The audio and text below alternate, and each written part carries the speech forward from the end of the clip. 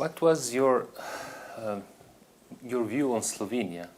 Well, actually, she always been telling us about Slovenia, and even when we were kids, before Slovenia got independent, when Tito was still alive, she took us to Bled to see, you know, her native town. And I was there with my brother.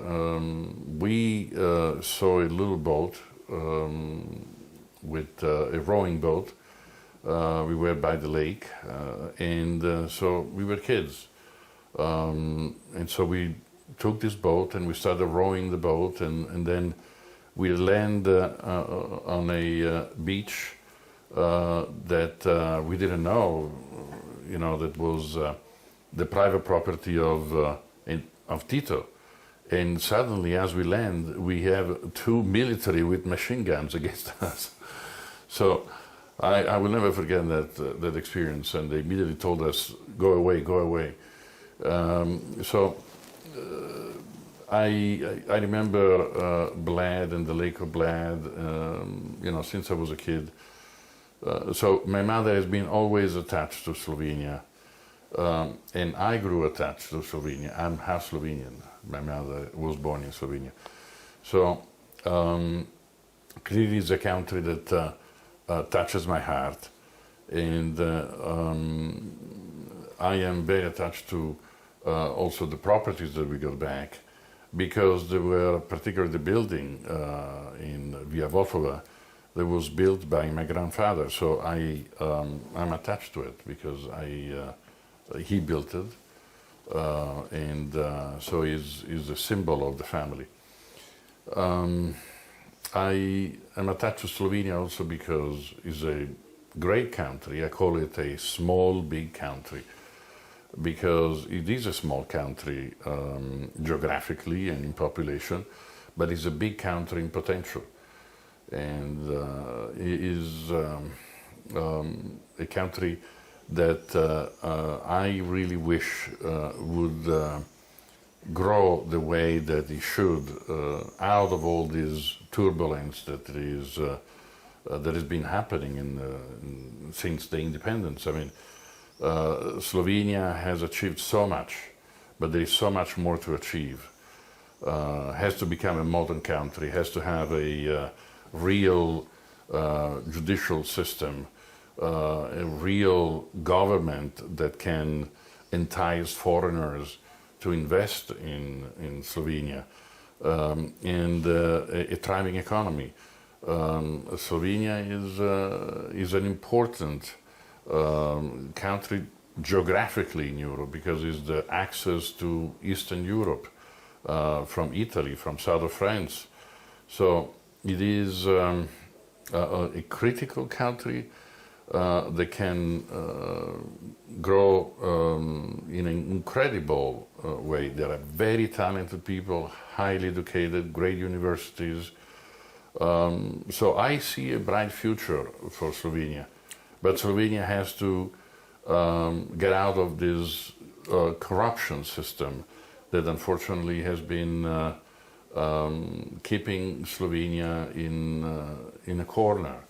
Now Slovenia is part of the European community, and it should be an example of growth and efficiency and democracy. Mm-hmm. So there is a bright side and also the darkest side of Slovenian present situation. Your family contributed to Slovenia a lot in the past, your grandparents and so on. But after the 1990, when the independence of Slovenia was reached, you started with this process of denationalization. You know, how it goes. It was there were some problems with Slovenian authorities and legislation, or how it was. Well, everything has been difficult. Everything has been slow. We did recover some properties, and that is the positive aspect. But many other properties, they have not been recovered after so many years. We're talking about 25 years now and plus. And so we are surprised of all this resistance that is there. It's not only us, it's many other people that are trying to recover their properties that illegally they were confiscated by the communist regime. And it is about time to put the past and leave it there. The past is the past, and we need to look at the present and the future. And people that have that had properties confiscated, they should be returned to the legitimate owners, and basically the country should function in a democratic, fair way. And these old class of corrupt people, unfortunately, that is still very influential in Slovenia, should be put aside, should be isolated, and the new generation should emerge and bring Slovenia to the place that it should be. You also have some I don't know, some cases with these old class people, some problems in this process of denationalization. Yes. Well, we are fighting. We are fighting. We have been filing several lawsuits. Also here in Austria, where we are now. I am determined to, I'm a fighter, as my mother is, and we are determined to bring justice for our case. But our case wants to be an example for many other cases. Exactly. We want to make sure that justice is brought for our case, and as I say, to be an example for many others. We want to make sure that Slovenia, that is that great country that we love so much and that we see a tremendous potential for, expresses its potential in doing the right thing. We believe in the legal system of Slovenia, but we also know that it's still unfortunately influenced by people that are attached to the old regime. And you know, a generation has gone by since the communist regime was in power, and now we are in the new generation, and that new generation should emerge and bring the good and express the full potential of Slovenia. Slovenia needs to be elevated to what potentially could be a great little country. Of course, you are from family with great history and so on, but you succeeded in yourself, in your business. Well, I was a financial journalist when I was a kid. I was, in fact, the youngest financial journalist in Italy, with commentary articles in front page of the most important financial newspaper. I always had the passion for business and finance. And I specialize in US monetary policy. That is what, at the end, influences the world economy. And from that, I got hired by several American companies in the financial business, including European. So I lived in Switzerland, I lived in London, I lived in New York. And then I became an investment banker on my own.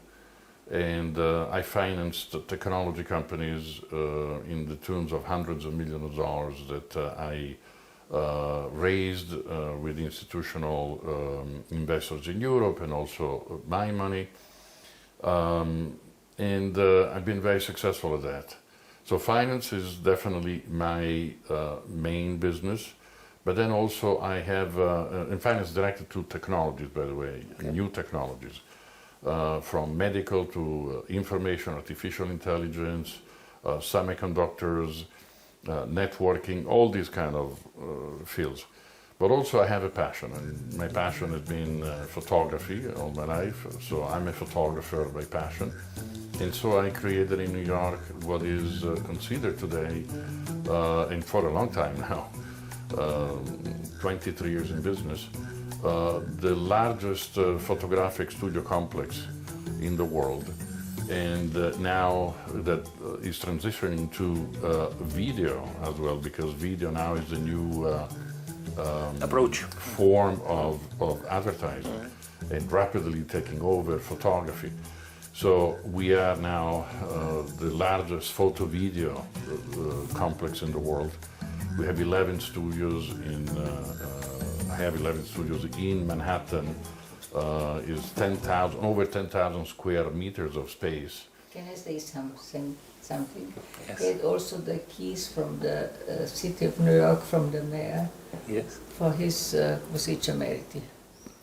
Oh yes, the mayor of New York recognized my contribution to New York City because of the company that I built there. My company serves as a catalyst to the advertising industry in New York and the fashion industry in New York. That is a very, very, very large industry. All the biggest advertising companies in United States, they are in New York. And the biggest fashion houses, they are in New York. So they all, basically, I am their platform to realize these incredible advertising campaigns that are then broadcasted worldwide. And we do produce on a yearly basis, on average, 2,500 advertising campaigns every year. So there, at my company. So I'm very proud of that. And obviously that gives a lot of work to many, many people in New York City. So the mayor and the governor of the New York State, they gave me a proclama as a contribution, as a thank you for the contribution to the city. So you are really very successful. What are your main values in your work, in your life, way of thinking? My way of thinking is simple. Work hard, have a clear mind with your goals, and be honest. If you observe these 3 rules, you succeed. And again, be honest. Because if you do something wrong, eventually it's going to catch up to you. And I say that this is my message to Slovenia. Honesty is the foundation of good business. And without honesty, nothing can be built. So it's very important that Slovenia cleans up its act, cleans up corruption. Corruption has to end in Slovenia. It's the only way by which Slovenia can build a strong state, a strong economy, and be at its full potential the small, great country that I see to be. We agree with you. Are any possibilities for you to invest in Slovenia? Absolutely, and I have several plans to do so, but I would like to see some changes first. And not only me, I have friends of mine that are interested in investing. In fact, even a friend of mine, Mr. Donald Trump, that is the President of the United States, that married a wonderful Slovenian woman that now is the First Lady of the United States, wanted to invest and have, a large, realize a large development in Slovenia. And he told me that he stopped when he realized that the legal system was not, unfortunately, at the level of guaranteeing foreign investors. And Melania has been very active in insisting with her husband in looking at the potential of Slovenia. And President Trump has seen the potential, but he also is not ready yet to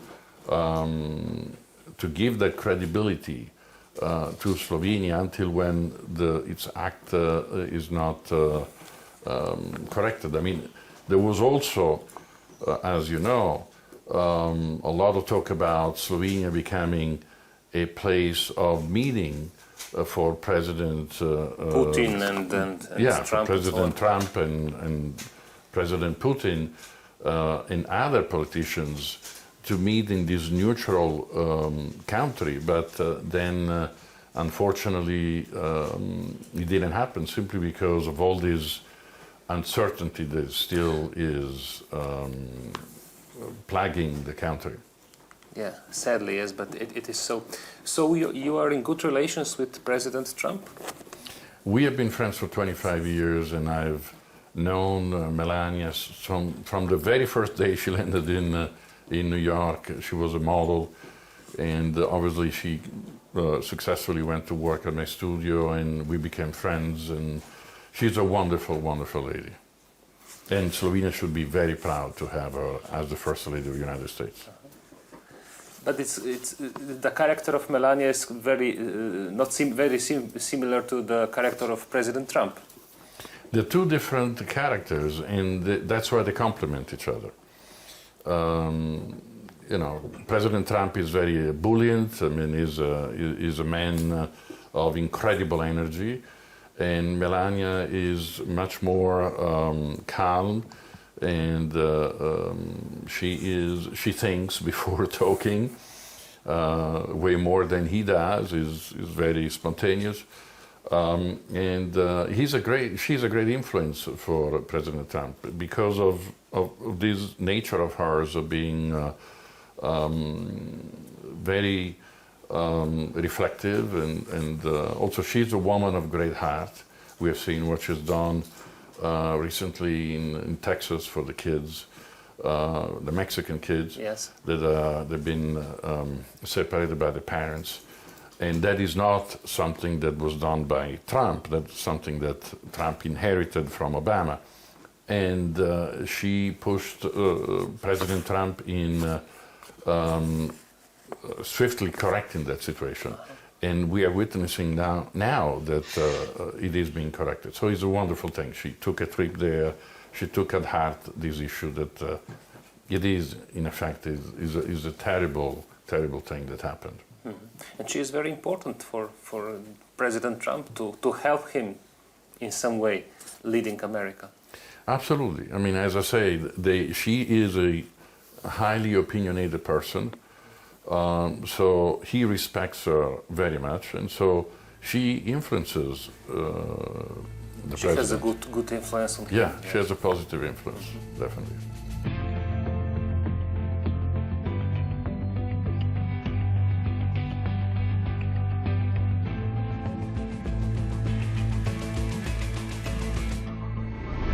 Mr. Federico, I feel that a part of your heart is in Slovenia, of course. You feel also Slovenian? Absolutely. I am half Slovenian. Yeah. And what are your wishes for Slovenian future? You already said something, but for the conclusion of this conversation? Well, my hope is that Slovenia wakes up quickly. My hope is that the young generation, as I said, we are already 25 years past the old communist regime, and you know, the new generation should take over, should take power now. There is a lot of young, talented people, and they are not tied to the past. They are living in the present, looking for the future, and those are the people that we need to see in power of Slovenia. Those are the people that will bring Slovenia forward and make this country, the big country, that it deserves so, yes. That deserves to be with its full potential. I will ask you about your emotions. If you are here in some way for your family historic place, with a look on your house. Well, this is is where my mother lived. She was born in Bled. My brother and I, we have Slovenian blood in our veins, so we are half Italian, half Slovenians, and obviously to be in Ljubljana all together brings us to the roots of the family. And yes, we are in front of the building that my Luigi and my grandfather built, the father of my mother. And it is a symbol of our family. Was with a lot of effort recovered after it's been taken away from the family possession by the communist government, and after my grandfather has been tortured and killed, and my mother has been, with the rest of the family, been sent out of Slovenia. It was a very painful moment after the war, and through the effort of my mother and her sister, my aunt, I was 18 years old. they managed to prove the innocence of our grandfather, Luigi and I, and that has been a very important victory for us, because Emerika Mayerja has been a wonderful man that really did a lot for Slovenia. And the fact that he's been rehabilitated obviously made us very proud of him, and also proud of the efforts of my mother and my aunt, her sister. And this building now belongs to the family, so hopefully justice will be brought to our family, and this fight against corruption, that it is a serious fight, will prevail.